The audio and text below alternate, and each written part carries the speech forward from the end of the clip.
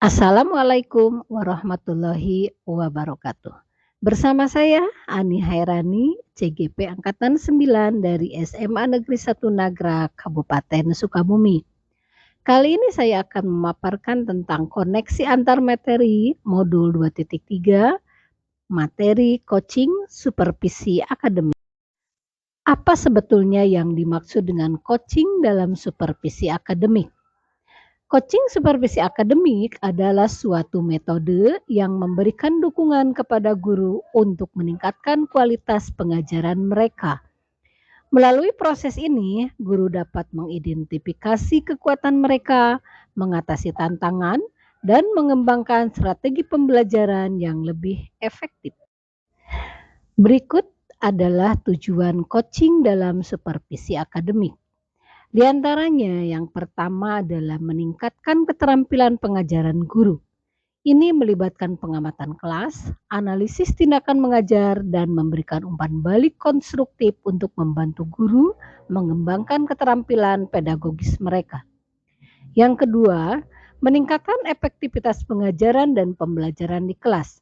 Mencakup penyusunan strategi pembelajaran yang lebih baik, memadukan teknologi dalam pembelajaran, dan menciptakan lingkungan belajar yang lebih positif. Yang ketiga, mendorong inovasi dan kreativitas dalam pengajaran. Dengan memberikan ruang bagi guru untuk mencoba pendekatan baru dan eksperimen dengan metode pengajaran inovatif, supervisi dapat menjadi dorongan bagi perubahan positif. Dan yang keempat, membantu guru memahami kebutuhan siswa mereka dengan lebih baik.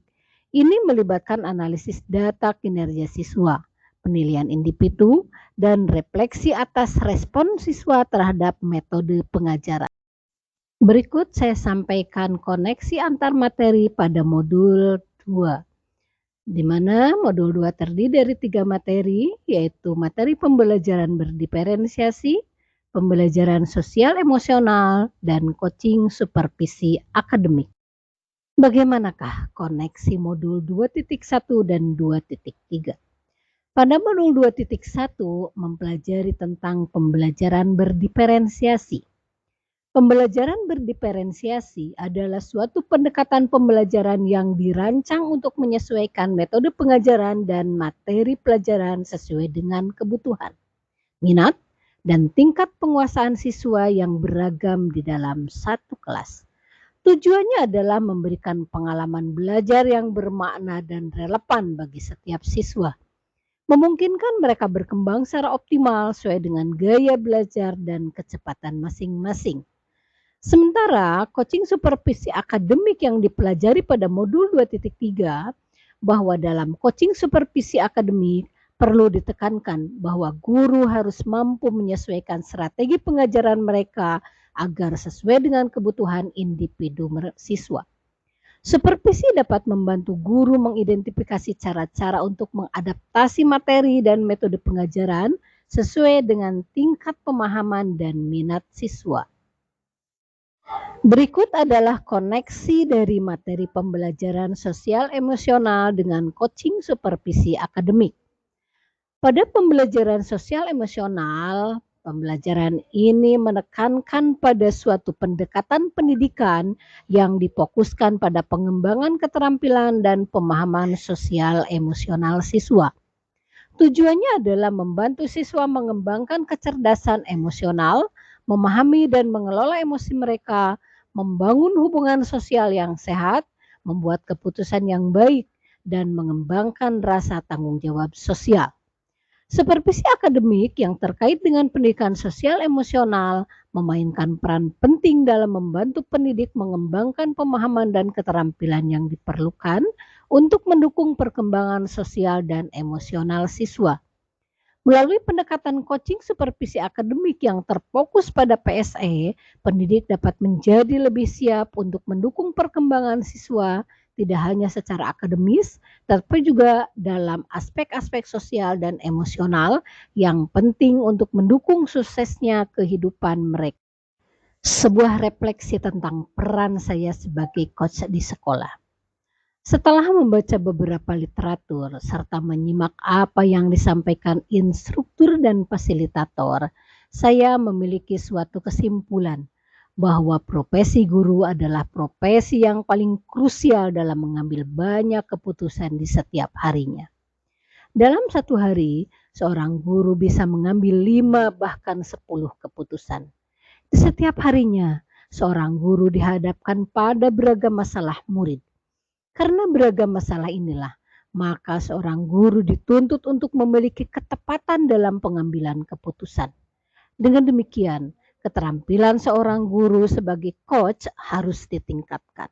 Curhatan, obrolan, percakapan yang bersifat coaching akan membuat percakapan menjadi lebih bermakna dan menghasilkan keputusan-keputusan yang benar-benar tepat. Berangkat dari pernyataan di atas, saya merasa peran saya sebagai coach di sekolah belum maksimal.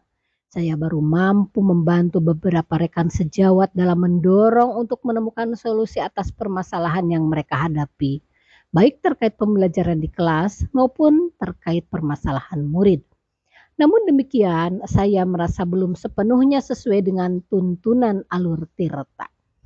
Begitu pula saat berhadapan dengan siswa, saya belum mampu memaksimalkan potensi mereka.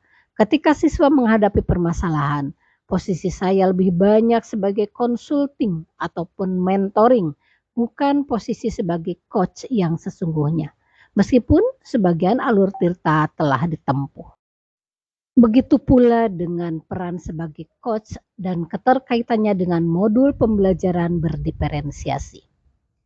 Keterampilan coaching juga akan sangat bermanfaat di pelaksanaan pembelajaran berdiferensiasi. Pembelajaran berdiferensiasi berangkat dari pemetaan kebutuhan dan profil belajar murid. Guru mungkin akan menemukan beberapa perilaku murid yang menyimpang karena kebutuhan belajar murid tersebut tidak terpenuhi. Dalam 13 tahun pengalaman mengajar saya, tidak jarang murid yang berlatar belakang penceraian orang tua akan berperilaku menyimpang. Perilaku menyimpang biasanya dalam bentuk malas sekolah, malas belajar, atau terlibat kenakalan remaja seperti tawuran dan yang lainnya. Perilaku menyimpang ini akan sangat mengganggu kegiatan belajar mengajar di kelas. Dalam mengenai hal seperti itu, saya harus betul-betul menerapkan pembelajaran berdiferensiasi berdasarkan pemetaan minat dan kesiapan belajar mereka. Sehingga permasalahan-permasalahan yang dihadapi siswa dapat terpecahkan. Salah satu langkah yang ditempuh adalah mengajak ngobrol secara coaching agar murid tersebut dapat menemukan sendiri solusi atas permasalahannya sendiri. Disinilah pentingnya guru menguasai teknik coaching dalam menghadapi murid-murid menyimpang tersebut. Begitu pula dengan peran sebagai coach dan keterkaitannya dengan modul pembelajaran sosial emosional. Coaching juga akan sangat bermanfaat di pelaksanaan pembelajaran sosial emosional. Pembelajaran sosial emosional yang sering saya praktekkan adalah PSE model STOP.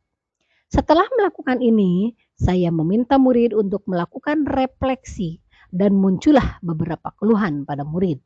Murid mulai membuka obrolan dan curhatannya.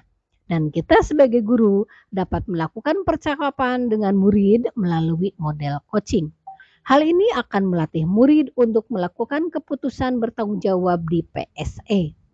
Tidak kalah penting dalam mengembangkan PSE, seorang coach perlu meningkatkan kehadiran penuh dalam melakukan coaching. Karena hal ini berdampak pada memunculkan pertanyaan-pertanyaan berbobot, sehingga akan mampu mendorong coach menemukan solusi sendiri atas permasalahan yang dihadapinya. Adapun keterampilan coaching dengan pengembangan kompetensi sebagai pemimpin pembelajaran. Keterampilan coaching memiliki hubungan yang erat dengan pengembangan kompetensi sebagai pemimpin pembelajaran.